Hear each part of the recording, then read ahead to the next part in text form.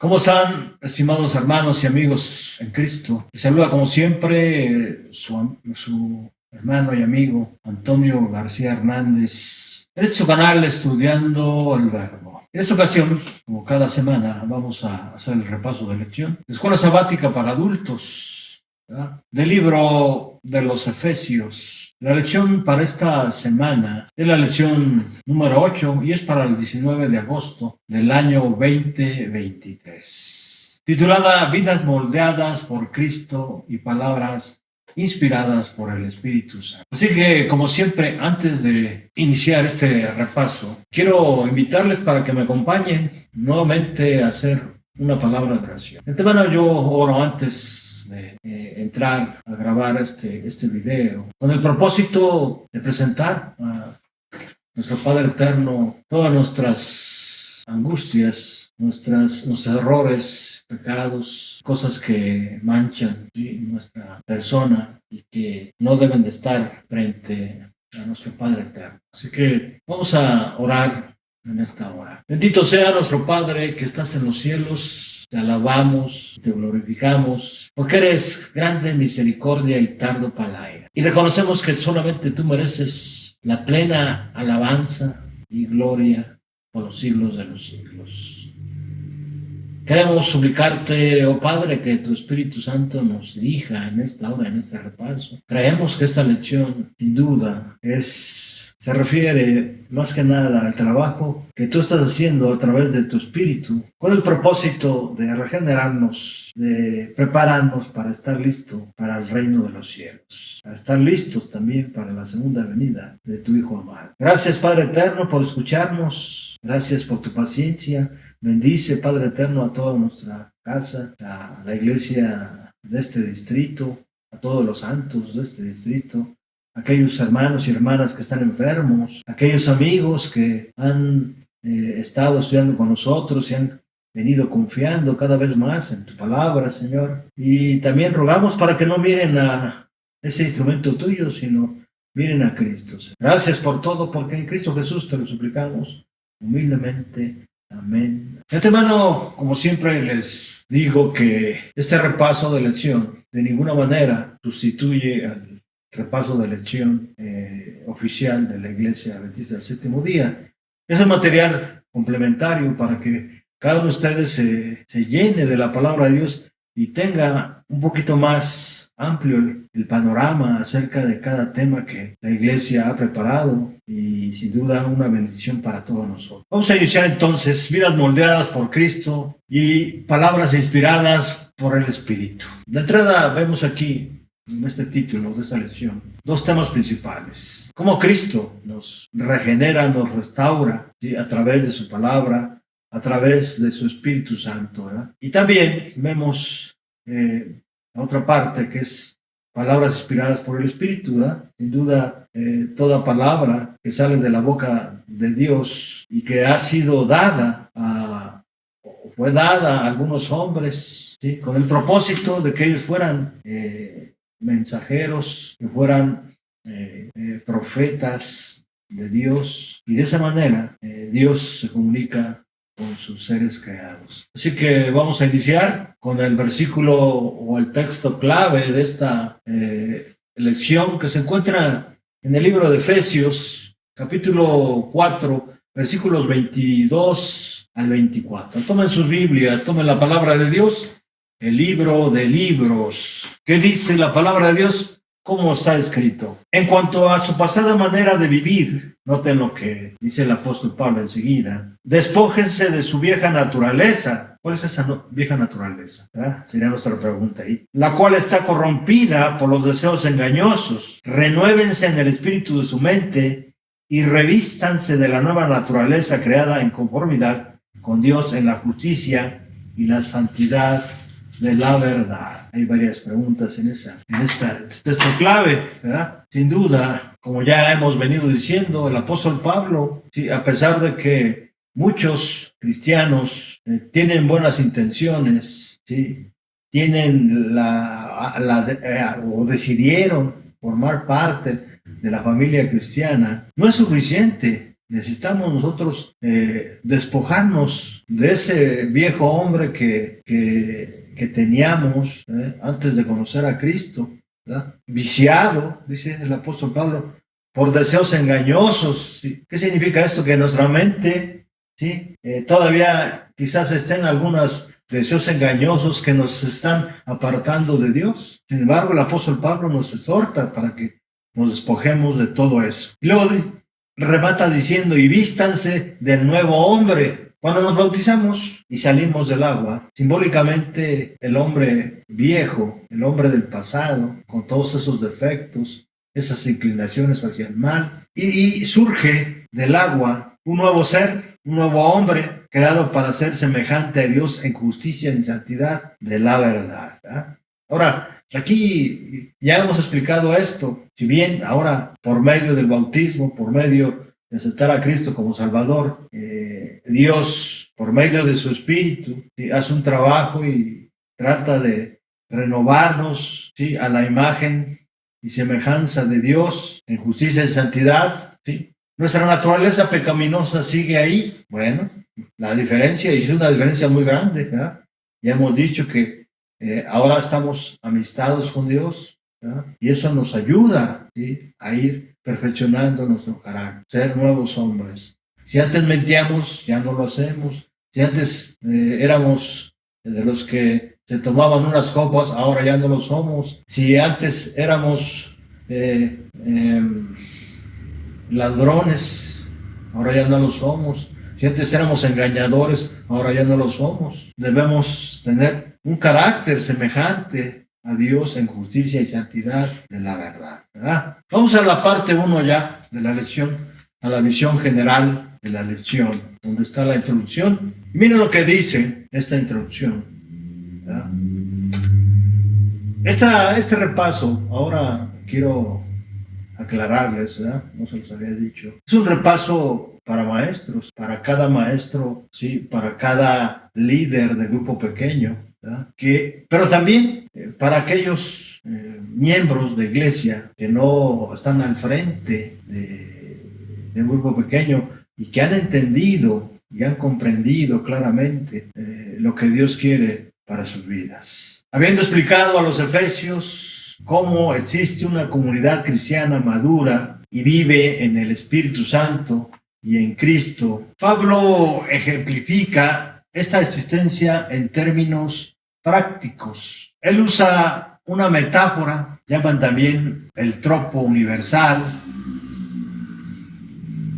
de la ropa humana, usar ropa y cambiarla. ¿Para qué? Para ilustrar el cambio de identidad personal que ocurre cuando Cristo transforma la vida a través de la vida en el Espíritu Santo. Unirse al cristianismo es como dejar un conjunto de ropa que da la impresión, voy a leer otra vez esta parte, unirse al cristianismo es como dejar un conjunto de ropa que constituía tu antigua identidad y ponerle un nuevo conjunto de ropa que da la impresión a otras personas, noten esto, que da la impresión a otras personas de que eres una persona nueva. Aquí debemos tener cuidado, ¿verdad? No solamente debemos dar la impresión que somos personas nuevas, sino que verdaderamente lo somos. Pero para convertirse en cristiano no es lo mismo que quitarse la ropa vieja temporalmente.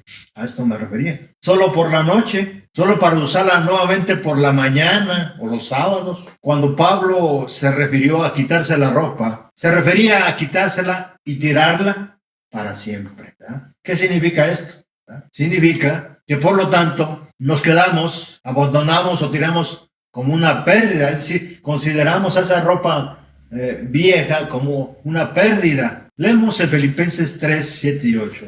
Filipenses 3, 7 y 8. ¿Qué dice la palabra de Dios? Filipenses 3, 7 y 8.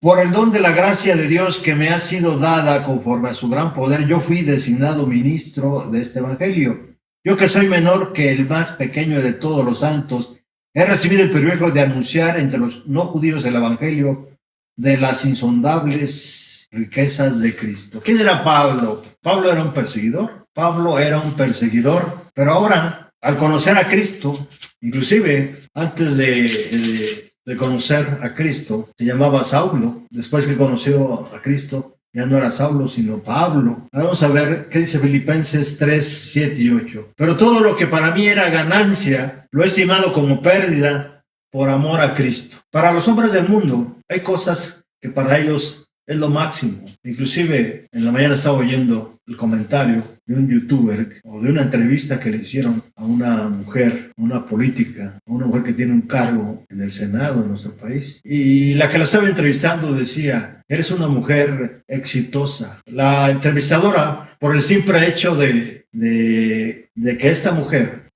tenía 2 empresas, ¿sí? Y muchos sabemos que no de manera honesta, porque es una mujer que miente, ¿sí?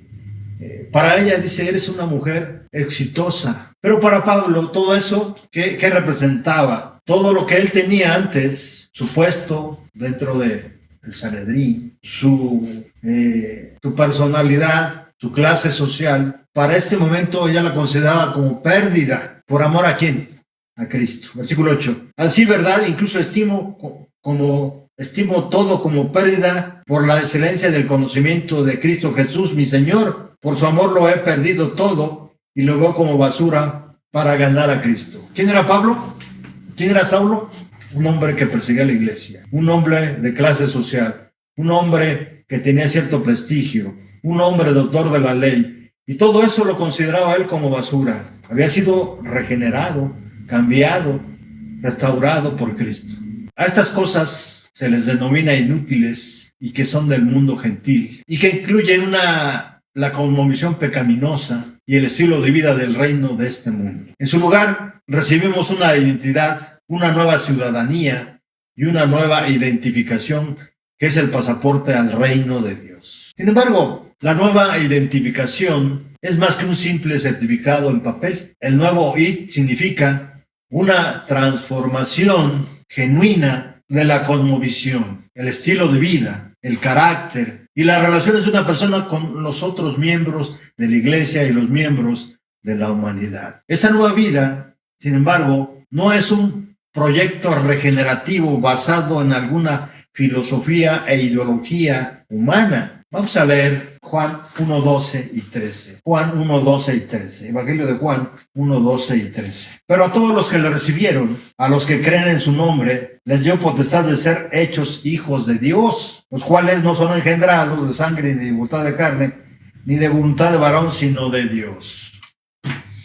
Es Dios quien, por medio de su Espíritu, nos transforma a su imagen, nos da esa potestad. Nadie más. No hay poder humano que lo pueda hacer. Esa nueva vida, sin embargo, recalcar que no es un proyecto regenerativo basado en alguna filosofía o ideología humana. Más bien, esta identidad es cualitativamente una nueva vida. Necesitamos nosotros entender, como se dice vulgarmente, meternos en la cabeza, abrir nuestros oídos, que esta vida es posible solo cuando uno encuentra y acepta al divino Cristo Jesús y solo cuando uno permite que el Espíritu Santo obre o en ella. Vamos, ya llevamos 20 minutos y apenas vamos a ver los temas principales. Vamos rápidamente a ver cuáles son los temas de la lección. El estudio de esta semana destaca 3 temas principales. Número 1, la nueva vida cristiana contrastada cualitativamente con la vida vieja y mundana. Número 2, un cambio de vida y de identidad solo es posible en Cristo y en el Espíritu Santo. Número 3, la presencia del Espíritu Santo en nuestras vidas conduce a una transformación de nuestra cosmovisión, identidad, estilo de vida, conversación, actitudes y relaciones. Vamos a la parte 2, que es el comentario de la ley. Cosmovisión es estilo de vida, misión intercultural, contextualización crítica y conversión. La sociedad contemporánea valora la inclusión y entendemos por inclusión a considerar a todos aquellos seres humanos que, aunque no se rijan la verdad, ¿verdad?, por la guía del Espíritu Santo, ¿verdad?, están incluidas en esa sociedad. La sociedad contemporánea valora la inclusión, la aceptación y la preservación y promoción de culturas de vida y visiones del mundo locales. Los misioneros del viejo estilo están siendo criticados por ignorar las herencias locales, nacionales o tribales, culturales, y por modelar iglesias locales o regionales en los campos misioneros sobre interpretaciones occidentales del cristianismo y sus estilos de vida. Si bien en una contextualización crítica ciertamente tiene su lugar en las misiones, se plantean dos preguntas muy relevantes. ¿Qué elementos de la cultura local podrían celebrarse y preservarse? ¿Y qué elementos de la cultura local son parte del viejo yo y deben ser abandonados como pecaminosos y de este mundo? Varios puntos destacarse aquí en respuesta a estas preguntas. Primero, vamos a ver lo que dice Pablo ahí en Efesios 4, 17 al 32. Vamos rápidamente porque ya el tiempo ya nos ganó otra vez. Efesios 4, 17 al 32. Referencia aquí a la nueva vida en Cristo. Pero esto quiero decirles, versículo 17, en el nombre del Señor, y esto quiero insistir, no vivan ya como la gente sin Dios, que vive de acuerdo a su mente vacía. Esa gente tiene el entendimiento entenebrecido por causa de la ignorancia que hay en ellos, y por la dureza de su corazón viven ajenos de la vida que proviene de Dios. Después de que perdieron toda sensibilidad, se entregaron al libertinaje para cometer con avidez toda clase de impureza. No lo aprendieron ustedes de Cristo, pero eso no lo aprendieron ustedes de Cristo. Versículo 20, versículo 21. Si es que en verdad oyeron su mensaje y fueron enseñados por él de acuerdo con la verdad que está en Jesús. En cuanto a su pasada manera de vivir, despójense de su vieja naturaleza, la cual está corrompida por los deseos engañosos. Renóvense en el espíritu de su mente y revístanse de la nueva naturaleza creada en conformidad con Dios en la justicia y la santidad de la verdad. Cada uno de ustedes debe desechar la mentira y hablar la verdad con su prójimo, porque somos miembros los unos y los otros. Enójense, pero no pequen. Reconcíliense antes de que el sol se ponga y no den lugar al diablo. Versículo 28. El que antes robaba no vuelva a robar, al contrario, que trabaje y use sus manos para el bien, a fin de que pueda compartir algo con quien tenga alguna necesidad. No pronuncien ustedes ninguna palabra obscena, sino solo aquellas que contribuyan a la necesaria edificación y que sean de bendición para los oyentes. No entristezcan al Espíritu Santo de Dios, con el cual ustedes fueron sellados para el día de la redención. Desechen todo lo que sea amargura, enojo, ira, gritería, calumnias y todo tipo de maldad. Versículo 32. En vez de eso, sean bondadosos y misericordiosos y perdónense unos a otros, así como también yo los perdono a ustedes en Cristo. Pablo contrasta el mundo del pecado, la futilidad, la ignorancia, la oscuridad, la impureza, la ira, la calumnia y el engaño. Ahí en los versículos, capítulo 4, versículos 17 al 22, versículo 25 y 31. Con el mundo de la gracia, la justicia, el conocimiento, la luz, la pureza, la honestidad, la bondad, la compasión, el perdón y la verdad de Dios. Ahí en los versículos 25 y 29 del capítulo 4 de Efesios. Versículo 32 también. En última instancia, el principio evaluador de una cultura o estilo de vida no es una ideología o filosofía como el racionalismo, el empirismo, el modernismo, el pragmatismo, el utilitarismo o el postmodernismo. Más bien, el principio bíblico de evaluar cualquier cultura o forma de vida es: no pongan triste al Espíritu Santo de Dios, por quien fuiste sellado para el día de la redención. Versículo 30 del capítulo 4 de Efesios que ya leímos. Este principio, cuando se pone en acción, demuestra el amor de Dios por nosotros y nuestro amor por Él, y revela la justicia de Dios. En segundo lugar, y en consecuencia, Pablo no discute la antropología o la preservación del patrimonio cultural del mundo. No se dedica a clasificar las culturas del mundo y a evaluar alguna cultura a la luz de otras. Más bien, a todas las culturas, judías o gentiles, sean evaluadas a la luz de ¿qué cosa? Del Evangelio de Cristo Jesús, y a la luz de la cultura y el estilo de vida de su reino. En sus epístolas, Pablo encuentra mucho que reprender en la cultura judía y los llama a arrepentirse. Del mismo modo, Pablo le dice a los gentiles que Dios les da la bienvenida a su reino, su pacto y su iglesia. Pero Pablo no rehúye caracterizar gran parte de la cosmovisión gentil, ¿verdad?, que es politeísta, mitológica y filosófica, y su forma de vida como útil y pecaminosa, ¿verdad? Efesios 4, 18 y 19. Por lo tanto, si el Evangelio destaca el pecado en la vida de los miembros de la iglesia y en sus culturas, deben confesarlo como pecado y abandonarlo. De lo contrario, la salvación ya no es la salvación del pecado, sino una justificación cultural para la tolerancia de un estilo de vida pecaminoso. Hay muchas naciones que practican el pecado, ¿sí?, como los carnavales, y dicen, no es pecado, es parte de nuestra cultura. Y muchas veces la gente anima a la gente a preservar todas esas tradiciones, toda esta cultura, aunque sea pecaminosa. Tenemos que despertar y ver y saber cuál es la voluntad de Dios, ¿sí?, cuál es la cultura del reino de los cielos. Es cierto que venimos a Dios tal y como somos cuando entramos a la iglesia, cuando decidimos o aceptamos a Cristo, en los trapos inmundos del pecado.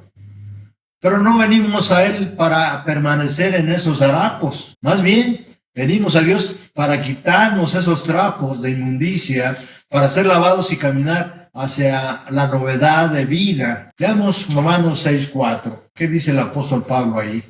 Romanos 6:4. Porque por el bautismo fuimos sepultados en su muerte. Repito, porque por el bautismo fuimos sepultados en él en su muerte. Esto es interesante, ¿verdad? Todo el significado que tiene el bautismo. Pues no el bautismo que practica la iglesia que se dice también cristiana, pero es la iglesia católica romana, ¿verdad? Sí, que es el bautismo por aspersión.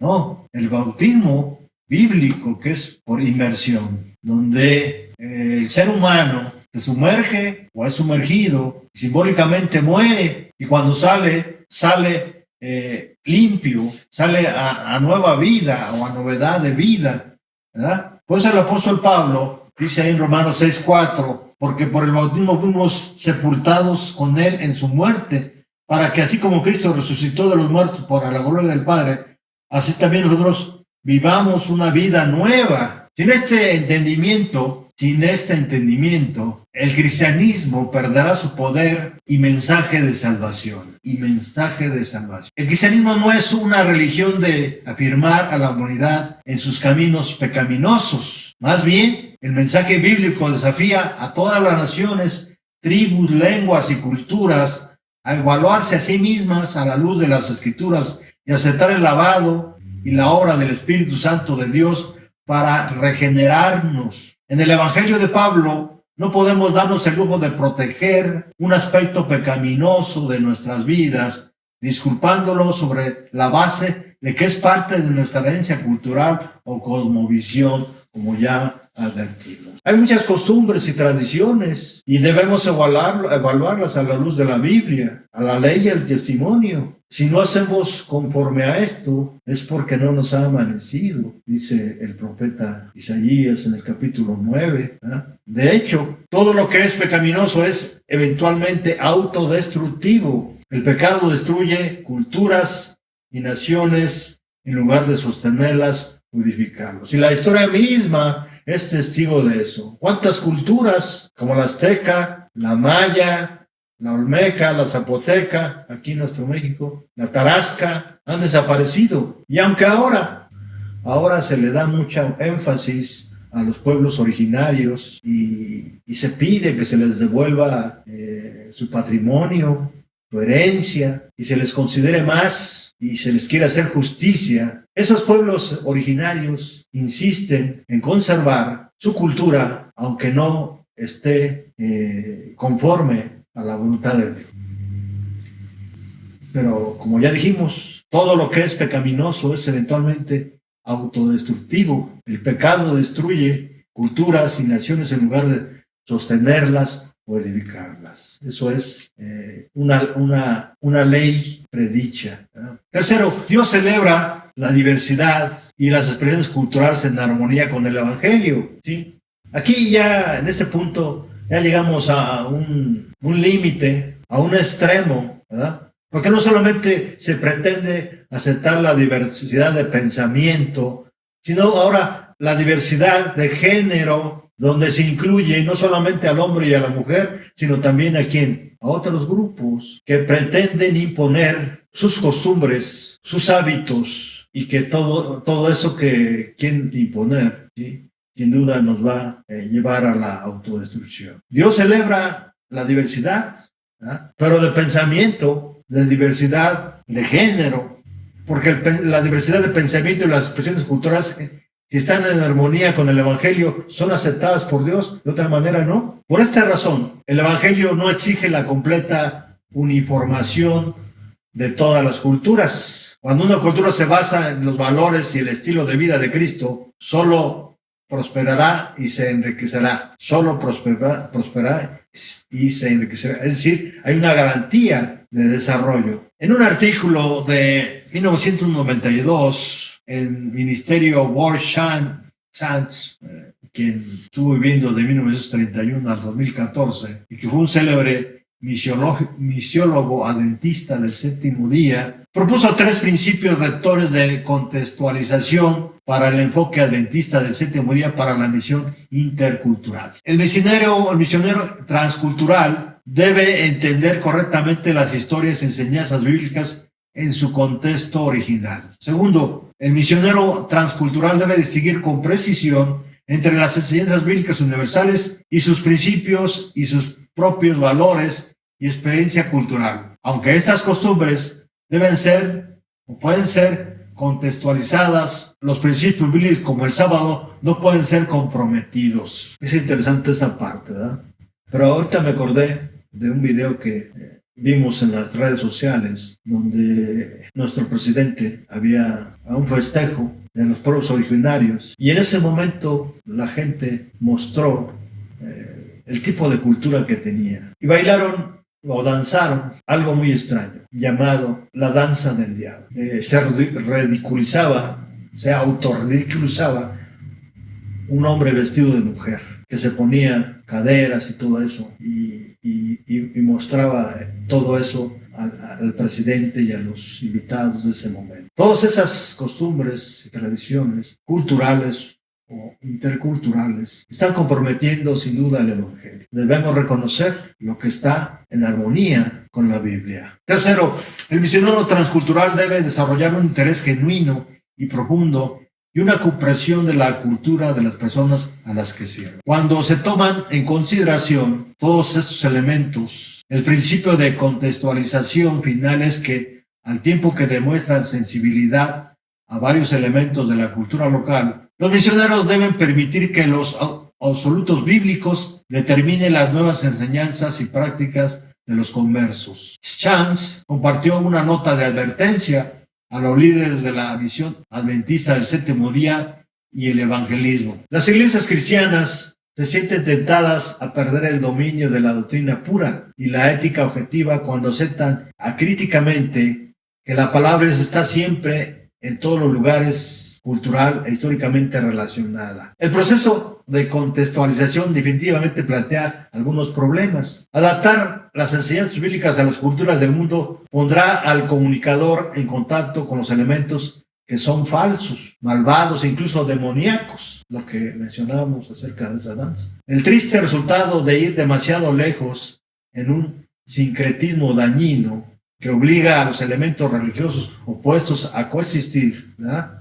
Por esta razón, Chance concluyó: en todas las culturas, incluida la nuestra, hay costumbres condenadas por el Evangelio, y lo que es rechazado por las Escrituras debe ser rechazado por los misioneros y líderes nacionales. Sin embargo, este principio no tiene por qué hacernos más insensibles a la cultura inocente de los pueblos locales. Más bien, Chance rezó para que el Señor de la misión nos conceda sabiduría para diferenciar entre los universales que deben ser proclamados en todo el mundo y las variables opcionales de la cultura occidental. Esto viene en su libro cómo nos las arreglamos en su libro Un mensaje, muchas culturas. Vamos a la siguiente parte de este comentario, los nuevos humanos. Y de antemano pues quiero disculparme porque ya nos excedimos de tiempo, pero es importante entender esto, ¿verdad? Ser cristiano no es un juego. Ser cristiano es compromiso, es hacer un pacto con Dios, ¿verdad? Es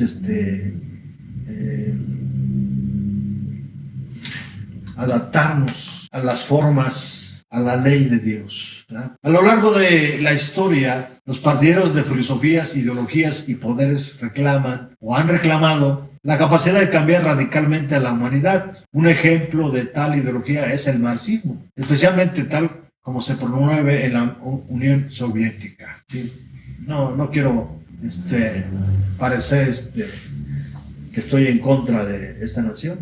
Sin duda, en esa nación hay gente buena, hay gente que adora al Dios vivo, al Dios eterno, al único Dios y creador de todo este mundo. Impulsados por el optimismo de la década de los 70, los soviéticos promovieron la idea de que los soviéticos estaban en el proceso de avanzar en una evolución humana a lograr la próxima actualización en la especie humana, el pueblo soviético. El pueblo soviético dejaría atrás el viejo bagaje capitalista, religioso e ideológico y evolucionaría colectivamente hacia un nuevo humano marxista. Como muestra la historia, este proyecto soviético terminó en un fracaso total. En lugar de crear un nuevo y mejor tipo humano, el pueblo soviético, la historia terminó con la frase peyorativa ampliamente difundida, Homo soviéticos. Hablando de evolución, especialmente en la segunda mitad del siglo XX, evolucionistas